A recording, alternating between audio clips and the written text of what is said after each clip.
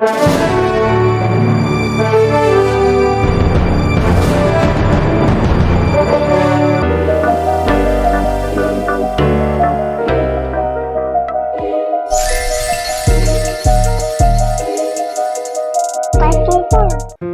பொக்கிஷம்.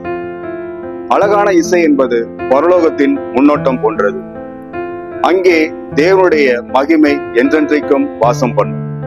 அவருக்கான துதிகளும் ஸ்தோத்திரமும் ஒருபோதும் நிற்காது. அவர்கள் ஒருமிக்க பூரிகைகளை ஊதி ஏக சத்தமாய் கர்த்தரை துதித்து ஸ்தோத்தரித்து பாடினார்கள்.